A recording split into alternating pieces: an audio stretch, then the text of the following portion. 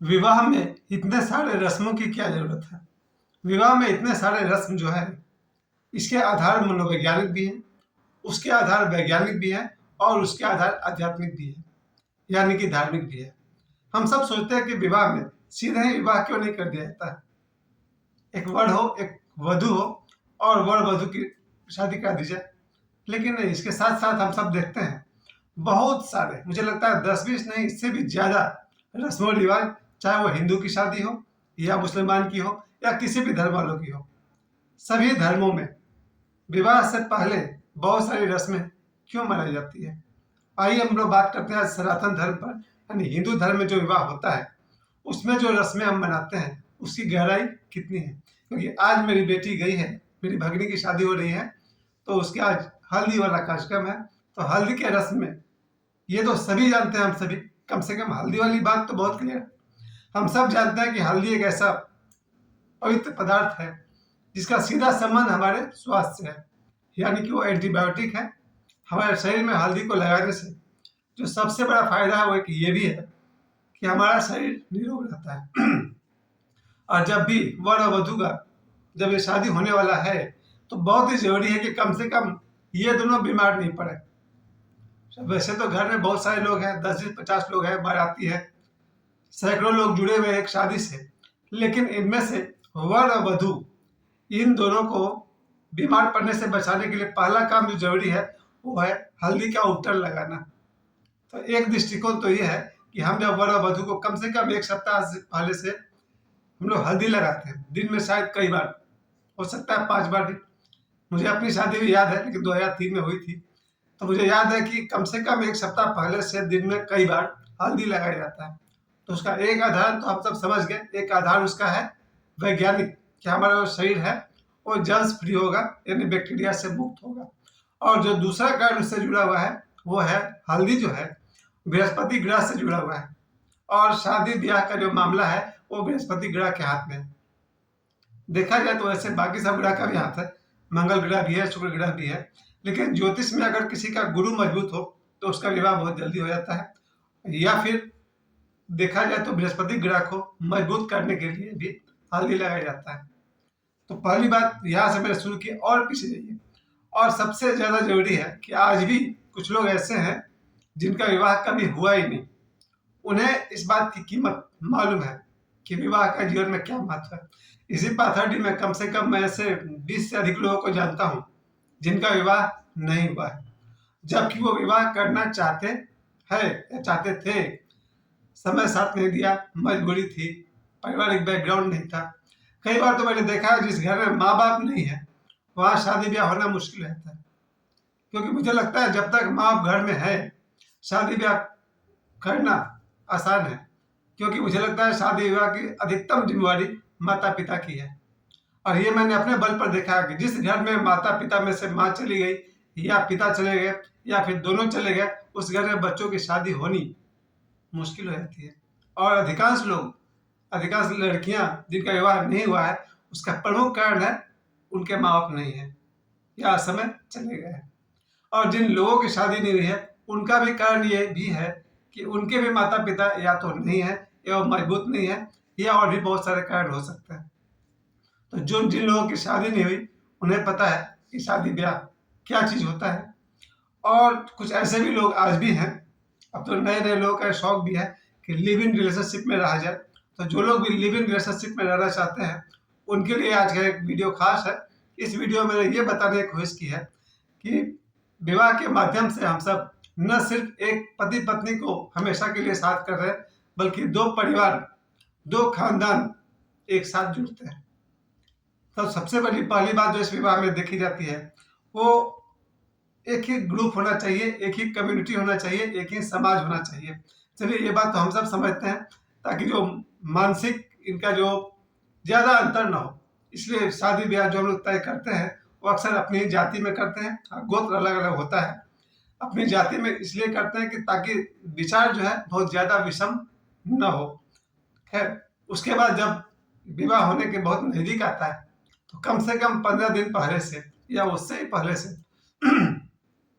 ये वर के परिवार से और वधु के परिवार से, दोनों से के तरफ से बहुत सारी रस्में निभाना हम सब शुरू कर देते हैं, ताकि साइकोलॉजिकली मनोवैज्ञानिक तौर पर ये बात हमारे मन में समा जाए कि शादी ब्याह कोई राह चलता कार्यक्रम नहीं है। ये एक ऐसा कार्यक्रम है जो जीवन भर अंतिम सांस तक आपका साथ देगा और शायद जन्म जन्म तक साथ देगा। इसलिए सबसे पहले हम लोग हिंदुओं में करते हैं, उसको बोलते हैं हम लोग छेका, पंजाबी में शायद उसको रोका कहते हैं, और अंग्रेजी में इसको एंगेजमेंट कहा जा सकता है। ये एक मनोवैज्ञानिक रूप से वर और वधु दोनों के मन में बात डाली जाती है कि अब हमारे जीवन में एक ऐसा व्यक्ति आ रहा है या आ रही है जो हमारा साथ जीवन भर देने वाली है या देने वाला है। तो ये जो एंगेजमेंट का जो रस्म है जिसको हम छेका कहते हैं, इसका सबसे बड़ा आधार है वो है मनोवैज्ञानिक है, साइकोलॉजिकल है, और इसमें वर को और वधु को मन में बात बैठाई जाती है कि अब मेरे जीवन में एक ऐसे आदमी का पदार्पण होने जा रहा है जो जीवन भर हमारा साथ देगा। और इसमें जो अंगूठी पहनाई जाती है वो रिंग फिंगर इस उंगली में, अनामिका में, और यहाँ अनामिका का जो संबंध है वो सूर्य ग्रह से है। और ठीक है, जैसे मैंने कहा हल्दी से बृहस्पति ग्रह का संबंध है, तो अनामिका उंगली में जब हम सोने की अंगूठी पहनाते हैं उससे हमारा सूर्य ग्रह मजबूत होता है, और सूर्य मजबूत होगा तो ही एक पति पत्नी अपने परिवार को बहुत ही मजबूती से चला पाएंगे।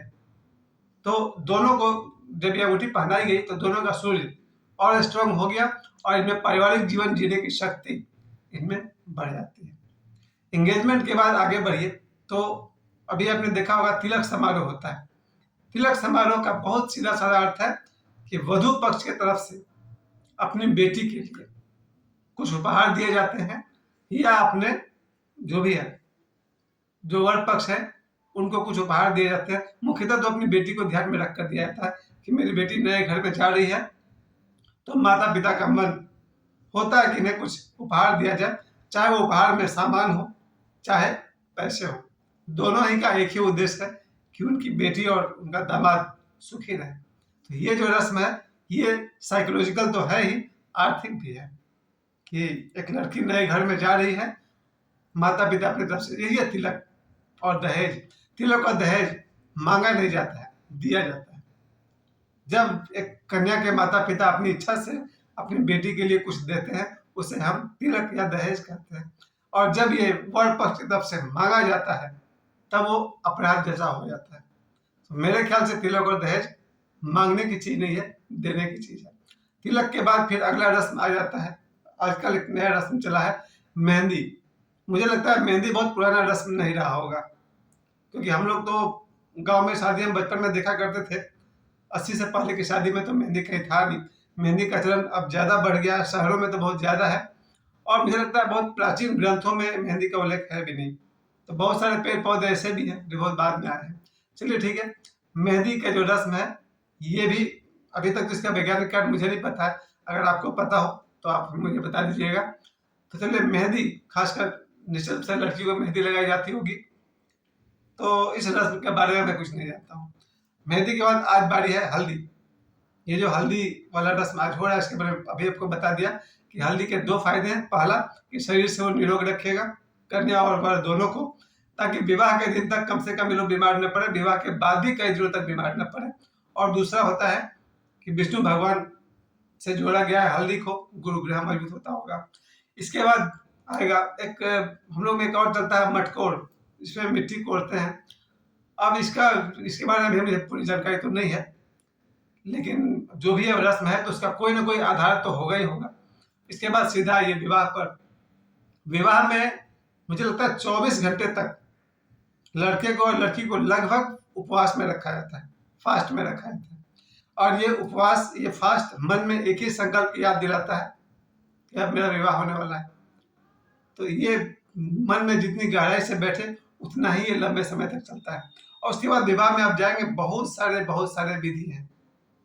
और फिर सिंदूरदान, अग्नि के फेरे को तो सभी समझते हैं कि अग्नि को पवित्र मानकर अग्नि के सामने हम सब नहीं, पति पत्नी ये एक दूसरे को प्रतिज्ञा करते हैं, 7 फेरे लेते हैं। क्योंकि अग्नि एक ऐसा चीज है जो कहा जाता है कि हिंदू धर्म में जीवन जहाँ समाप्त होगा तो अग्नि को समर्पित हो जाएंगे। तो अग्नि देवता को साक्षी मानकर ये वर वधु एक दूसरे का हाथ पकड़ते हैं। ये बात लिव इन रिलेशनशिप वाले नहीं समझ पाएंगे। इसके बाद सिंदूरदान।